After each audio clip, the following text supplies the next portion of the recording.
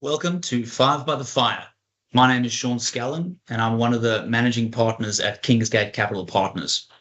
These short, sharp podcasts are designed to provide allocators and influencers of capital with a deeper understanding of the managers we represent and their strategies. In this episode, we have Graeme Bibby from our advisory board, who is also CIO of the Partners Wealth Group. He'll be asking Blair, who is a senior portfolio manager of multi-asset and income at RBC BlueBay Asset Management, 5 questions about their highly regarded global multi-asset credit fund, which we call GMAC. I'll leave it over to you, Graeme, to lead the discussion. Thanks, Sean, and welcome, Blair, to Five by the Fire. Thanks for making the time and sharing your insights on this, what is an early morning in London this Monday. To start off, asking you a bit about the product and the strategy. So what are the characteristics of this investment? I guess bearing in mind that most allocators and investors will have a broad markets fixed income index sort of strategy. What are the characteristics of it, and where does it invest? Well, thanks very much, Graeme, and thank you for having me on today. If I take a step back all the way to 2013 when I joined, and at the time we were designing the multi-asset credit strategy at BlueBay. We wanted a strategy that captured the entire breadth of liquid credit markets. So high yield, floating rate securities, emerging markets, converts, CoCos, etc. So we started with a blank sheet of paper, and the key for us was to focus on our very best ideas. So we don't want to be benchmark driven day to day, and we want an active strategy. And just to give you a little background on BlueBay, BlueBay started back in 2001. We only do credit, only do bonds, and in Aussie dollar terms, we've got about 180 billion under management today, and about 10 billion of that is in the multi-asset credit strategy, which I'm going to talk about today. So in that design process, we're really looking to both differentiate and complement what an existing investor probably already has. We have a pretty big investment grade franchise. A lot of our clients have investment grade.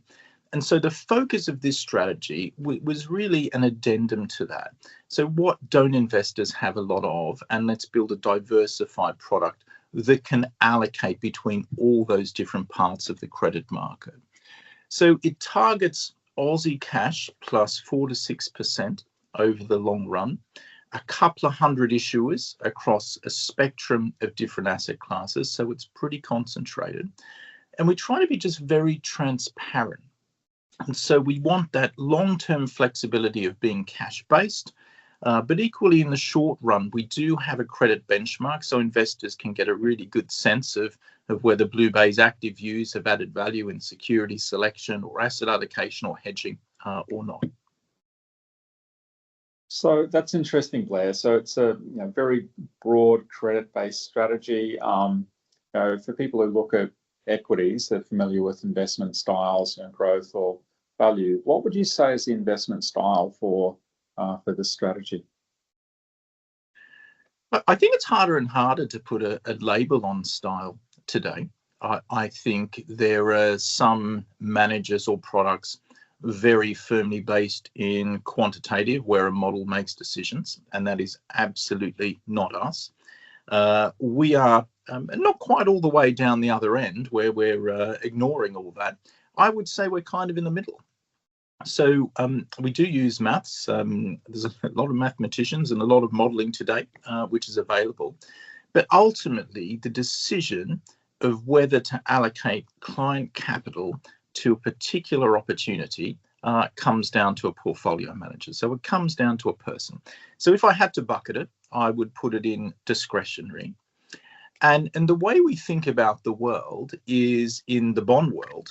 There is a lot more opportunity than there is in equities. So, one company has one type of equity typically, but might have 30 different types of bonds.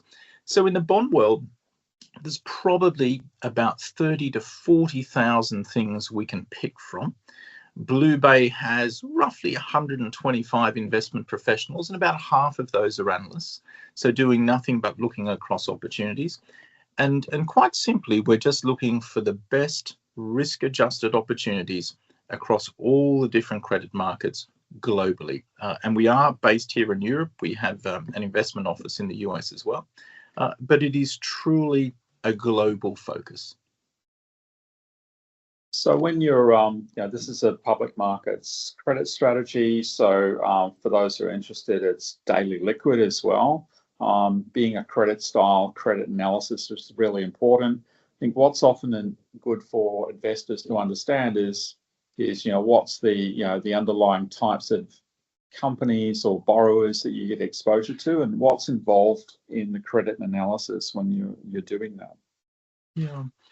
So let me start, I guess, at the top level, which is thinking about what parts of the credit market we're going to operate in. And as I mentioned, it does span the entire spectrum. So it is high yield bonds we're looking at, and we do that globally. We're going to look at structured credit. We're going to look at contingent convertibles or COCOs. We look at all the different flavors of emerging market debt as well. And then we're really looking, as I said, about what are the best risk-adjusted opportunities within that. Now, when BlueBay started, we started by two gentlemen back in 2001, and part of their, I guess, principles or core beliefs in the beginning, that as a manager, we should have a relationship of some type with every issuer. So we had this rule in the beginning, which we've relaxed a bit in today's world, that you couldn't buy something unless you could ring them up. So we wanted a relationship with a company or a government sometimes, if that was to be included. And it is a real deep knowledge, and I would call it almost a pathological rigor to really understand the businesses we're investing in. And ultimately, investment is quite simple. You want to buy something cheap and sell it when it's expensive. And so there is a rotation. So a lot of the companies in the portfolio we've known for an extremely long time. When they become cheaper, we typically allocate some capital to them, and hopefully they become more expensive and we sell them in the future. But it is, I would say, to summarize it, it is really just looking for those very best opportunities. So as I said, tens of thousands of things we can pick from. At any one time, BlueBay across all its platform has about 2,000 ideas, and this portfolio is about 10% of that, so about 200 ideas in total. So that's interesting, where you sort of look at the whole credit spectrum, very, very broad. You look at things from a valuation point of view, but what prompts you to make a change or rotate between different segments or issuers? So a number of things, Graeme, can make us change our mind.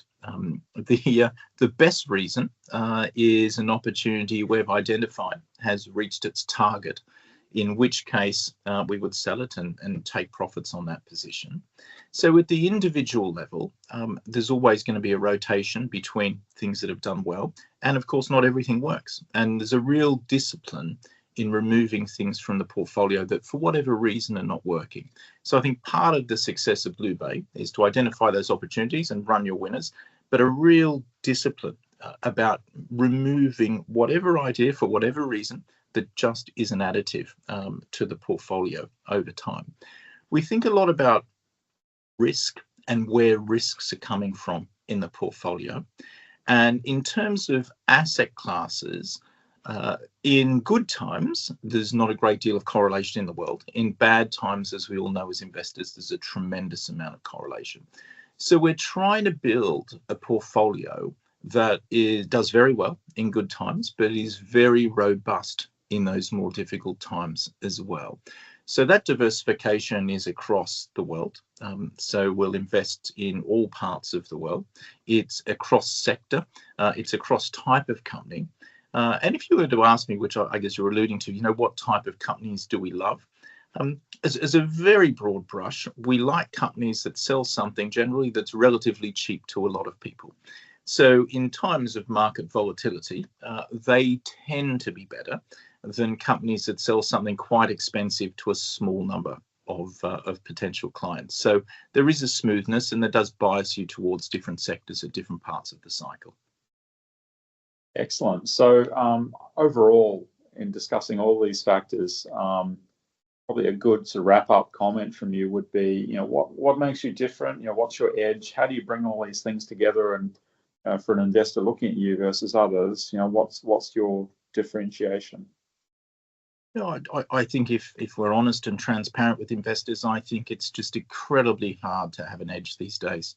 The reality is a lot of managers are pretty good at what they do. And if you want to accumulate an edge, you have to just work very hard at every single part and facet of the process. So I have this idea that having an individual edge tends to get arbitraged away, and it can be in an asset class or it can be another reason, but generally to have a long-term edge, you just need to be slightly better at a lot of different things, and that adds up. So in terms of concentration, we're really backing the research we have. In terms of risk, it's really cutting edge stuff that we're doing in terms of risk. In terms of putting that portfolio together, in terms of allocating, in terms of hedging, we're trying as hard as we can to build the best portfolio of those type of opportunities. And if I look back at, even over the last 5 years, every single year we've produced alpha in the strategy.